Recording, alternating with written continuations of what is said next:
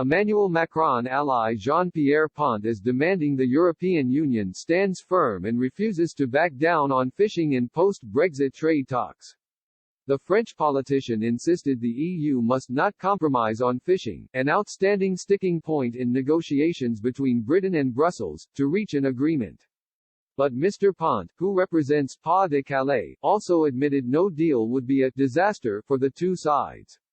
Mr. Pont said, fishing shouldn't be sacrificed or used for bartering. Every time Barnier speaks he tells us there will be no agreement if there's no agreement on fishing. For now this position is defended by the whole EU. A no deal would be a disaster, but also for the UK. Trade talks between the UK and the EU have been deadlocked over a number of remaining obstacles, including fishing.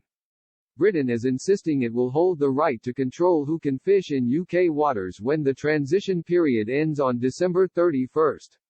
But the stance will likely result in a lower fish quota for European fishermen. The UK reportedly offered Brussels a 3-year transition period in a bid to break the deadlock. The concession would see fishing quotas for EU trawlers gradually reduced between 2021 and 2024 to ease the effect that any loss would have on coastal communities on the continent. In a statement after the final scheduled round of talks ended on Friday, Lord Frost warned of major differences between the two sides on fishing. He said, on fisheries the gap between us is unfortunately very large and, without further realism and flexibility from the EU, risks being impossible to bridge. Prime Minister Boris Johnson held a video conference with European Commission President Ursula von der Leyen on Saturday. Following their conversation, the two leaders tasked their chief negotiators with working intensively in a final bid to reach a breakthrough.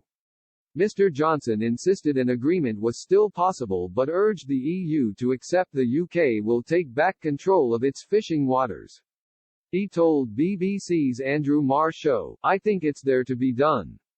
Alas, there are some difficult issues that need to be fixed. There is no question that the EU needs to understand that we're utterly serious about needing to control our own laws and our own regulations.